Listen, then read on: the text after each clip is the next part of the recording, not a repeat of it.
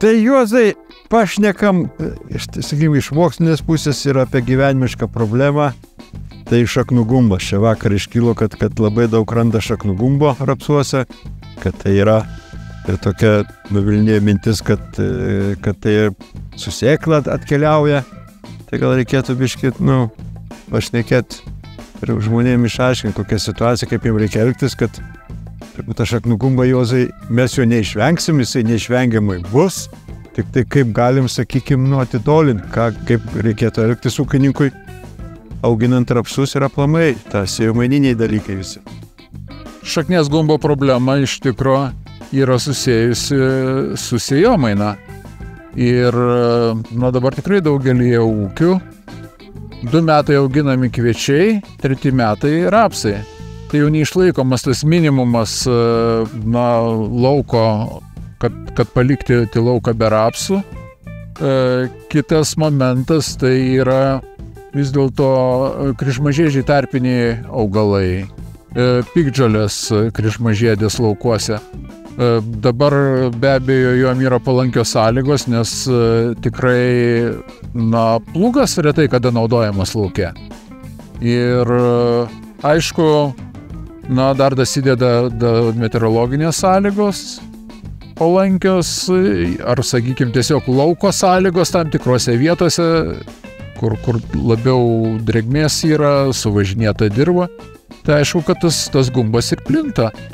Bet iš principo, sakykime, ligos sukėlėjas ar šaknies gumbo padermė, kuri, sakykime, dominuoja šiuo metu, sakykime, dirva yra, tai jinai į susėklą neatkeliauja. Iš principo, jokio ryšio nėra susėklą. Ne, iš tikro šaknų gumbas plinta per dirvą, tai vienareikšmiškai reikia pripažinti.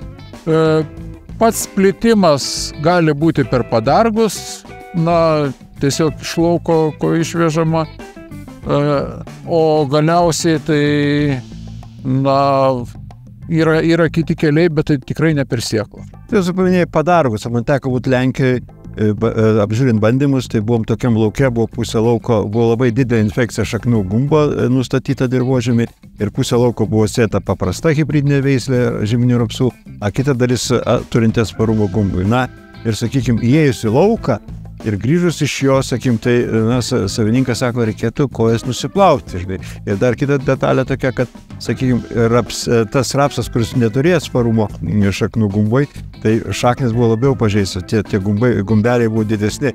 Bet kas įdomu, kad tas rapsas, kuris turėjo atsparumą, tai jis turėjo tų gumbelių žymiai mažiau ir jie buvo mažesni. Tai kaip čia, sakykim, tai nėra turbūt veislė 100% apsauga ir garantija, kad tu pasėsi, kad tau, sakykim, bus apsauga ir turbūt sėjomaina čia vėlgi grįžtam prie sėjomaininių dalykų. Jeigu kalbant apie veislių selekciją, tai iš tikrųjų yra kol kas sukuriamos veislės, kurios yra skirtingom gumbo padermėm atsparios.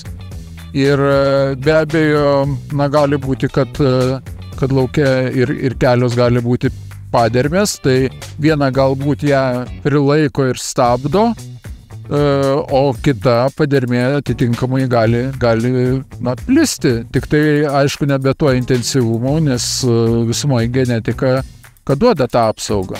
Bet jūs, sakykim, sėjomaininiai dalykai, kai šių metų derliui, 2023 metų derliui, žiūrėjau deklaruotus pasėlius, sakykim, tai per visą Pabaltį. Visose Baltijos šalyse bendras rapsų tiek žemyn, tiek vasarinių plotas pakrito 65 000, o ankštinių, sakykime, javų, tai būtų pupo, žirniai, jų padidėjo apie 48 000. Tai turbūt tai yra gerai, jeigu gal čia ūkininkai susiprato ir tai yra gerai, kad taip. Mes kalbame apie tos hektarus, bet esmė tai vienuose ūkiuose galbūt tikrai atsirado 4. narys ankštiniai. Tas tikrai jau leidžia bent 3 metų tu galbūt tarpo turėti auginant rapsus, bet kituose ūkiuose tas plotas vis viena, kaip sakant, virš 30% sudaro rapsai. Tai Tai reiškia, jie grįžta po 2 metų į tą patį lauką. Galiausiai, jeigu kalbant apie gumbą, tai jisai dirvoje gali išlikti žymiai ilgiau negu tie 3 metai, tai kurie kaip minimumas reikalingi. Ir, tiesiog sėjomainoj taip jau yra augalui, kaip rapsam, įsigalėjus ir sudarant daugiau kaip 1/4 ploto, be abejo, lygos plinta. Ne tik tai gumbas, visumoje rapsų lygos. Jo, tai turbūt reikėtų paprasčiausiai, kad ūkininkui pasakyti, kad jis turėtų atsisukti į savo žemę, kaip žemę maitintoją veidų ir galvoti, ką sėja, kaip sėja ir kad ta žemė, kad būtų fitosanitarinė pertrauka, kad išvengti tų sukėlėjų.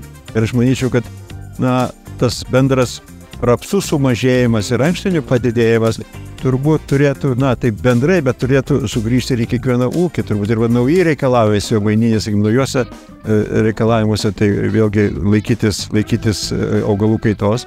Tai turbūt priverstų daugiau. Gal ne visada ankštiniai javai yra pelningi, jeigu rapsas, bet žemės išsaugojimo, jos tvarumo išlaikymo, jos sveikatingumo nuo lygų sukėlėjų turbūt yra teisingai.